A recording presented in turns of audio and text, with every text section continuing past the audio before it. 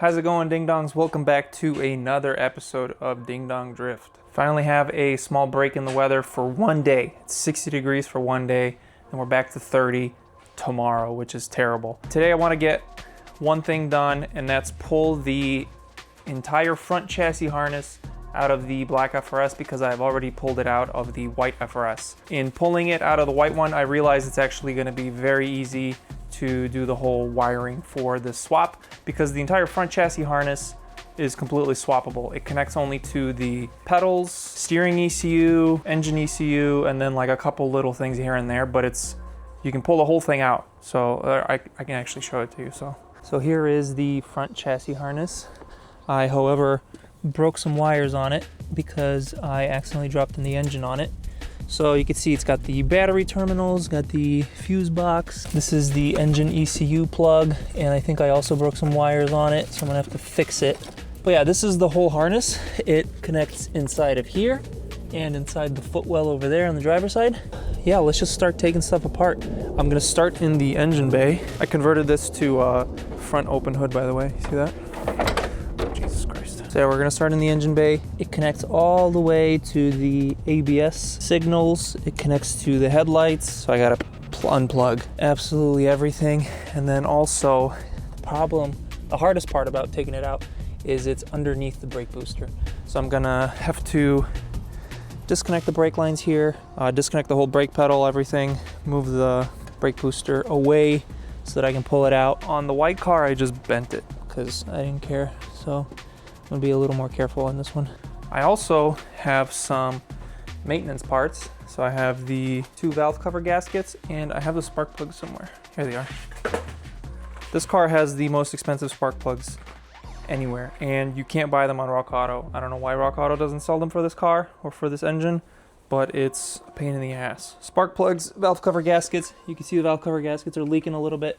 So I'm gonna change those out. This one's not, but spark plugs might as well because this car did have a little bit of a misfire. It's probably just old gas or something. I'm gonna do it anyways because it's easy while the engine's out. Oh, and I also gotta order a new O2 sensor. I broke this one because it was smashed against the frame rail when I was pulling the engine out. Guess we'll just throw it on a time lapse and start taking that thing apart.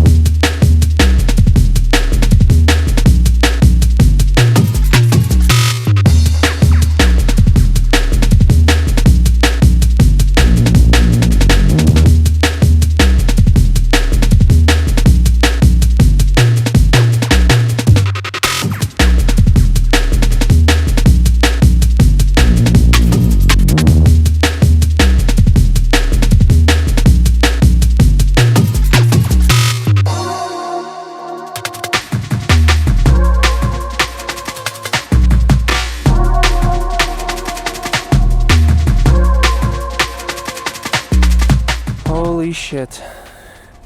It's finally time. Oh, there we go. It's finally all coming out.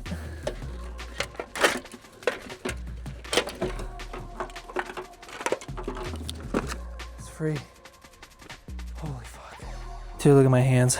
How scraped up they are. It's like skin peeling in every freaking finger. God damn, that hurt. I also found this bees wasp nests inside. This looks like, what are they called? Ground wasps? Because it's clay. It's freaking weird. It was like underneath the fuse box. So that's fun. As you can see, the whole front chassis harness is out. And the interior looks as you'd expect.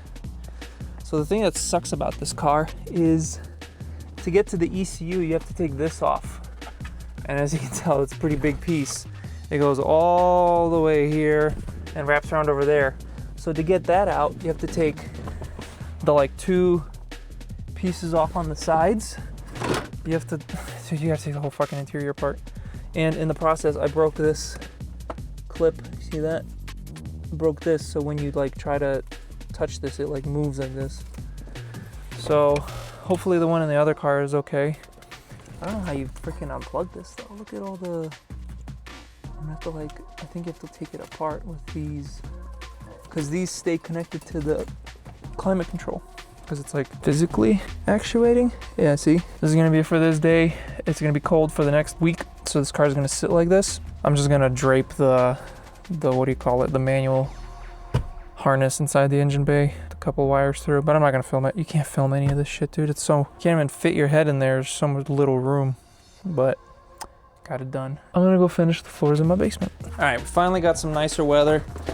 I got some more work done in the basement, but now that it's a little nicer, I can do some of this maintenance on this motor. So I have spark plugs and valve cover gaskets, and I haven't, O2 sensor still coming in the mail. It hasn't arrived yet, so. Oil in the spark plug tubes, so that's good that I got gaskets for that. Never done this on this engine, so. Oh, they're all the same bolts.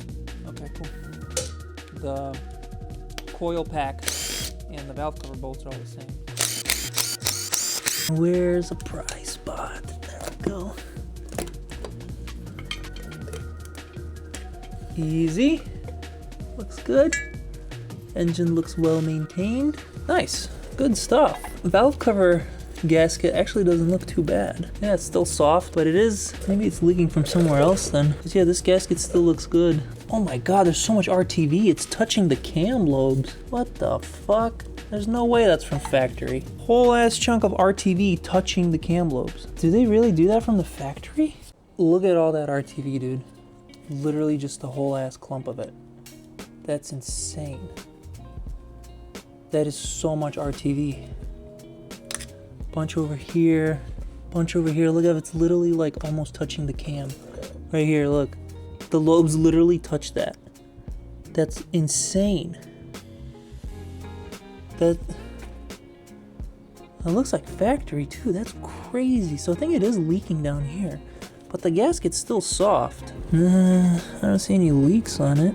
Alright, well, I'm gonna scrape all this off, take the tube things off. These are really hard, so those need to be replaced, and they are leaking, so that makes sense. I'm gonna replace those. See, I got everything. I'll be right back. Alright, well, I think that's most of the RTV out. This is all I'm putting back in. You can see just a little bit on the corners. That's all you need. That's all I do on my 1UZ. So we'll see if it's good. And look how soft these are. These are the spark plug tubes. See how soft that is? Look at the old ones.